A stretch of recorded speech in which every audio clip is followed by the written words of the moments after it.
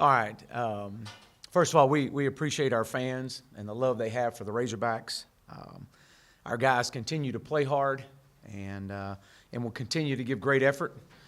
After watching the film, I felt that after the game, and after watching the film, these guys are playing extremely hard, and they'll continue to do that. Auburn's a very good football team, and when you give them a short field to begin the game, it's hard to overcome. 4 turnovers, a missed field goal opportunity, those are hard to overcome. But I will say this, our guys never quit. When we did settle in, midway in the first quarter, we played extremely well as a defensive unit, only giving up 3 points in over 30-plus minutes. Thought we dominated the time of possession from the second and the third quarter, but we struggled to move the ball consistently. But we also knew that from a defensive front standpoint that they had was as good as we've seen, that we were going to have to be creative. We were going to have to get the ball out on the edge, and we attempted to do that several times. We also had to be a little bit more creative in some of their screen game that was effective and allowed us to move the ball and control some of the clock. But credit their defensive unit and their plan. They did not pressure us as much as we thought they would, or as much as they did a year ago. But they were getting pressure with 4 and playing coverage behind it. And we've got to find a way to score. We had to throw the ball over 40 times, or right at 40 times, and it's hard to do that. The score dictated a lot of that. We try to pride ourselves on being as balanced as possible. But the bottom line is we just got to get better. And we've got another great opportunity this week. Number 1 team in the country, one of the winningest programs in the history of college football. We look forward to the challenge, and our guys will be prepared and they'll be ready. And with that, I'll open up. Raise your hand. We'll get a mic to you for questions. Go ahead, Trey. Last week when you had the quarterback battle to see who would start, did Ben actually win the job during the week, or was it just the need for a change after the way the Kentucky game went? And what's the situation this week? Well, first of all, with the situation this week, Ben got banged up a little bit this past week, and we'll see how things are on Tuesday with him. They'll both be out there. We'll just go from there. As far as the process through the course of the week, at the end of the week, it was we knew that we had to felt that we had a little bit more confident in the fact that getting us into the right checks with their pressures. I think you saw that. We actually scored on one of the checks, and the other one we hit Rakeem right down the middle. And so we just felt like they had just a better grasp of it. And so that was the final decision in it. Just with Tua out, just what do you look for from Alabama's offensively and their backup quarterback starting? Well, first of all, there's not many deficiencies on that football team. And when you look at Mac Jones came in the other night, and they'll do a great job of preparing a plan for him to what he can execute and execute at a high level. They've got a great supporting cast around him.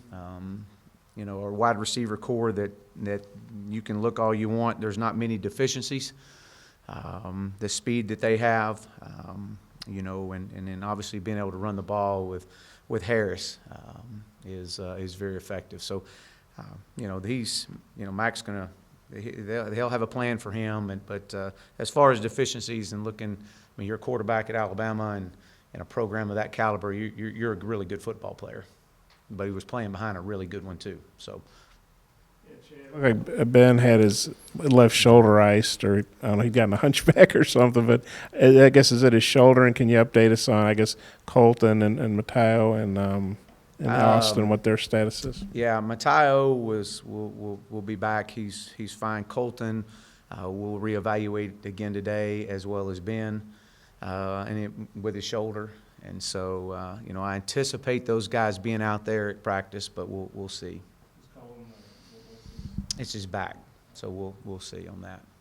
Yeah, the game plan you had offensively for Alabama last year, when you moved the ball, you scored points on them. Do you have to? Can you rely on that some? Do you have to tweak a little, expecting them to make changes? How does that chess game work out? Well, I mean, again, we've got to continue to try to be as creative as we can in moving the football and attacking the weaknesses if there is any. We hadn't found too many. They are very, very talented, very young defensively, starting 4 true freshmen up front, 2 backers and 2 D linemen.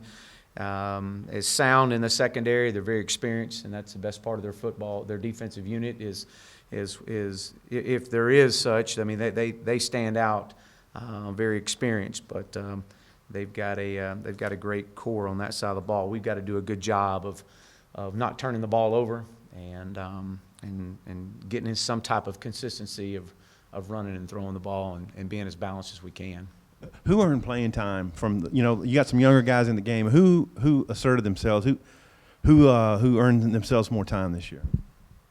And you in regards to just yeah, I mean we tried and have been trying to get more guys on the field and playing from a defensive unit, as much as we possibly can. And so I think we played a lot of guys, especially in the first half last week.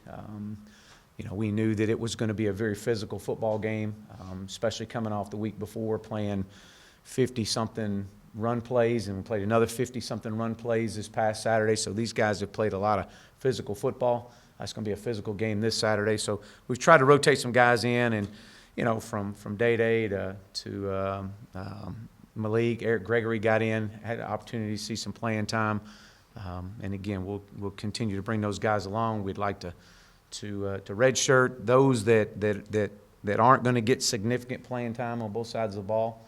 We don't want to burn a red shirt just for a guy for special teams, if we can avoid it. I guess Cap's also got hurt. Kind of what's his status? And how did the backups play, Cunningham and Adcock, when they had to play? Myron played better, was a little bit more consistent at left tackle, so it was good to see him. Kirby Adcock got in when Caps went down, and it was I believe he's in concussion protocol right now. That's where he's at. Got in, and obviously when you're going against what he was lined up against, it was a pretty rough skidding in there. But he did a good job, and considering all the circumstances that was coming at him. Chad, I know you're facing some tough defensive fronts, but how much are the struggles on offense correlated to the offensive line, just with so many injuries you've had with Noah Gatlin, Caps in and out, Colton in and out, young overall, light, I guess, overall for an offensive line? How much of it goes back to just protection? Well, I mean, I think when you look at, especially you look at last week, first of all, Ricky Stromberg played every snap, and that's a freshman that's getting some quality reps. And going against what he went through or went against, and so youth has got a lot to do with some things, but it's not an excuse. I'm not here to make excuses. We've got to get better. We got to get more consistent, and I know that's kind of been the theme, but it is that's what it is, and we want to strive ourselves in being able to be a balanced run pass football team as much as we can, and it's on us to get better. That's really what it is. It's not about making excuses, and I don't care if we're playing 11 freshmen or 11 seniors. It really doesn't matter at this point. It's about guys getting out there and executing and making plays, and coaches putting them in positions to make those plays. Chad, I had a couple. I guess Alabama's notes say they've won 88 straight against unranked teams, I should say. Mm-hmm. I mean, how impressive is that they just never seem to slip up or overlook anybody? They always take care of business, so to speak. Well, it's excuse me, it's hard to win, period. And when regardless who you're playing, and to see that the streak that they've had, and they get everybody's best each week. And when you're ranked that high and have been that good for so long, everybody comes in bringing their best. And to see them, week in and week out continue to play at a high level and win, it is impressive. It's something that that we strive to have our program at some point in time, as all programs across the country. That they're pretty much have been the measuring block for everyone. And then I don't know if some of these guys are redshirt. They're also they're starting 8 freshmen.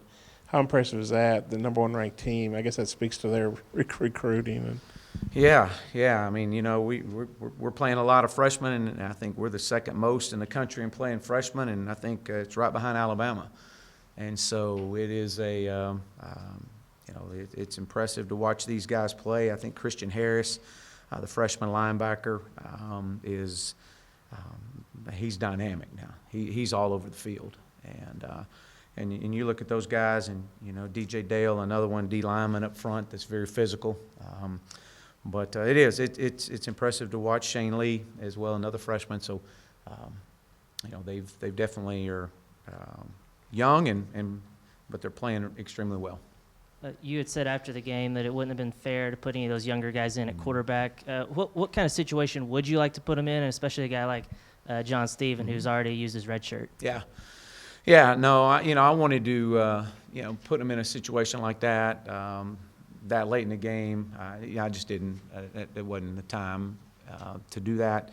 I think there is a time to do that. I think it's putting a package together. We've got to be effective in running the football from the quarterback position, and that's every part of our offense. When we've excelled at a very high level, our quarterback has been a big part of our run game, and so we've got to do a good job of developing the packages to make that happen. We worked a little bit with Traylon Burks last week or the last couple of weeks, and trying to create some type of run from the quarterback position, and we'll continue to work that. So, Coach, I saw Gabe Richardson was wearing 5 for Dorian. Is that permanent? And if so, what went into that decision? And obviously with Dorian, going down early in the year that he did, and what a leader, an impact player for us on the defensive side of the ball. At that defensive end rush position was pretty, it was dynamic to lose a guy like that. And Gabe in the same position, meeting room, and the friendship that they have. Gabe just came to me and asked me, could he wear it for this week or last week, and I said absolutely. So They said couldn't he be interviewed after the game because he got hit in the throat. Is he okay as far as this week? Yeah, he was last night. I mean, he just he's having a hard time talking a little bit, but he'll be fine. They say that Alabama's added an extra component the last few years, that their offense has really turned dynamic. What do you see just structurally and personnel-wise from their offense they've always had the defense, and now it seems like they've added another component? In the past, when you've looked at a traditional, or I say traditional, when you've looked at an Alabama team of years past, you see the bigger, the 6'3" plus wide receivers. One of the things that I've noticed, just observing them over the last 6-7 years, and just here as of recent, that it's gone more toward the speed aspect at wide receiver, to be able to catch the slant, be able to outrun you. And all these guys from Smith to Judy to Ruggs, I mean, all these guys have elite speed and quickness and just great ball skills. So that's one thing that's really stood out to me. Jay, I guess what reviewing the film, Knox and Burks both had pretty incredible looking catches. Watching those on tape, what'd you think of those, and maybe what does that speak to those guys' skill sets? Well, we also had some drops along the way too, but these guys have done a great job of making some incredible catches in space. The one that Traylon Burks had, the one behind him that was basically tipped it and brought it back in front of him, and the concentration of him taking it to the ground was impressive. We've seen him make incredible catches in camp, and that was definitely one that was one that you had to look back and see how you do that, But and then with Trey Knox being able to contort his body in so many different directions and be able to catch a football, and again, it just shows you that what their future lies. They're going to have an incredible career. You know, we've got to continue to grow those guys and get them the ball more. You know, talking to Colton before the season, you know, he went through a lot of pain last year, and maybe nobody except him and you guys really realized how much bad that was. And then I think he's really looking forward to this year. Now he's had the concussions in the back, and I guess he's got a foot he's dealing with. How tough is that for a guy in his senior year to just have all these ailments he's trying to overcome? How tough is that for you guys? Well, you know, it hurts you from a depth standpoint, but a young man that's put in a lot of time and energy in this program, and to just not be able to be as healthy and be as consistent as he wants to be. And we've tried to limit him as much as we could in practice and still get his work in to you know, to prolong his season as much as we could. We knew he was dealing with some pain, and but a guy that works extremely hard, loves the Razorbacks, and wants to play and wants to contribute. And so it's I know he's frustrated, but we'll continue to reevaluate him. With Jordan Jones, it seemed like a couple of weeks ago he was running around getting close to coming back. Did he have a setback, and is he maybe a guy that could take a medical this year? Or?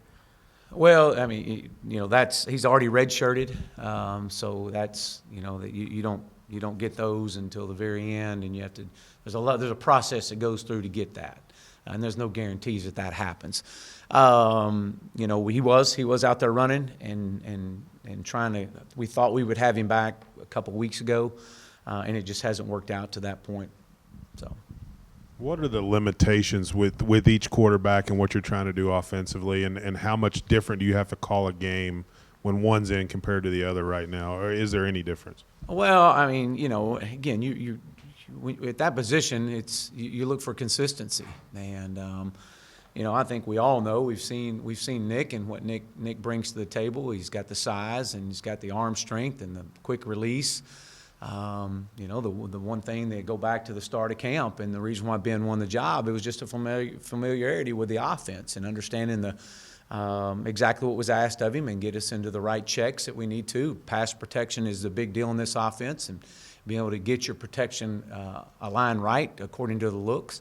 And so, you know, that was the one thing that took Ben over the top when we named a starter to start the year out with. But, you know, I think, you know, when you look at it, I thought that Ben threw some really good balls the other night, you know, I thought that he was very tough. He played with grit. He plays with a lot of confidence, and so, you know, you call a game different with each one of them in there. You know, at this stage, we're just trying to be as consistent as we can and be able to run the football and get our RPOs working like we want them to get to. So. Any more questions for Coach? Thanks, sir. All right, thank you.